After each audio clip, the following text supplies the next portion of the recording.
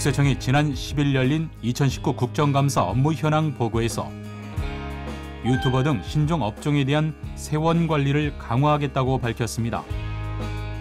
또 납세 편의 서비스를 확대해 성실 신고를 지원하는 한편 악의적 고액 상습 체납자에 대해서는 고액 체납자 추적 조사 등을 통해 은닉 재산을 적극 환수하고 악성 체납자를 유치장에 가둘 수 있는 감치명령 제도 도입과 재산 조회 범위 확대 등을 위한 법 개정 노력도 병행하겠다고 언급했는데요.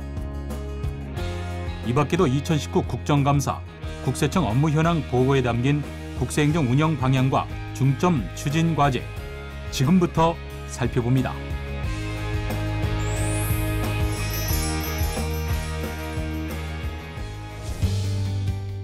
국세청이 기획재정위원회에 제출한 2019년도 국정감사 업무 현황 보고 자료를 보면 올해 8월까지 세수 실적은 203조 4천억 원으로 전년 대비 2조 9천억 원이 감소한 것으로 나타났는데요.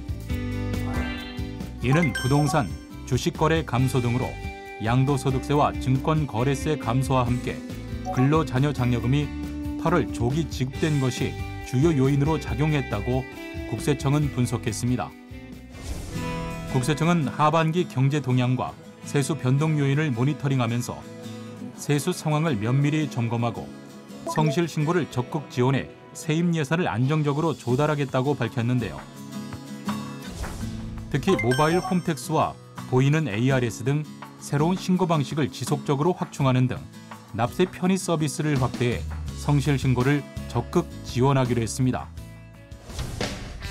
또 유튜버 등 신종 업종에 대한 세원 관리를 강화하는 한편 가상통화 과세 인프라 확충을 위해 거래소 정보를 수집하고 거래자 인적 사항과 거래 내역을 확보하기 위한 법적 근거도 마련할 계획인데요.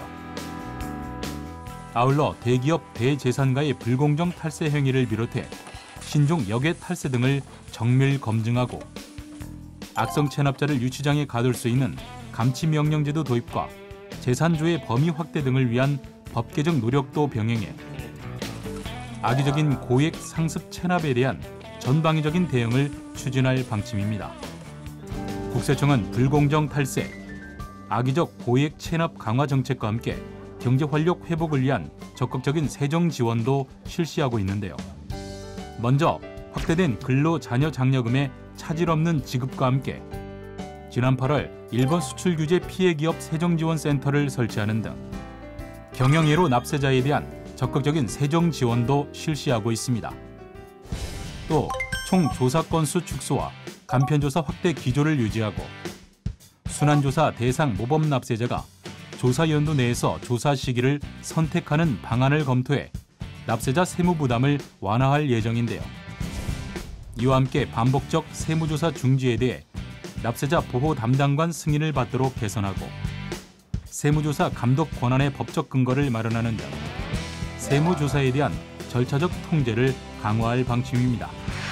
또 본청 납세자 보호위원회 위원장에게 권리보호제도 개선 사항을 안건으로 상정할 수 있도록 권한을 부여하는 법 개정을 추진하고 국선대리인 제도를 현재 이의신청 심사 청구에서 과세 전 적부 심사 청구로 확대해 영세 납세자에 대한 권리 구제 지원을 강화하는 등 납세자 권리 보호를 위한 제도 개선을 지속적으로 추진할 계획인데요. 아울러 지방자치단체에 설치된 국세 지방세 통합 민원실을 지속적으로 확대해 세무서가 원거리에 있는 납세자의 민원 이용 편의를 제고하는 한편 내방 납세자에게 사무실 방문 없이 개인 재산 분야 상담 신고 안내를 제공하는 방문 민원센터를 추가 설치해 납세자에 대한 신고서 작성 방법 안내부터 세무 상담 등의 민원 서비스를 확대 제공할 계획입니다. 이 밖에도 국세청은 국민 눈높이에 맞는 혁신 방안을 모색하고 청렴한 조직 문화를 정착하는 등 국세행정 전 분야의 혁신을 추진할 방침인데요. 앞으로도 이러한 추진 과제들을 기반으로 국민이 공감하고 신뢰하는 국세행정이 펼쳐지길 기대하겠습니다.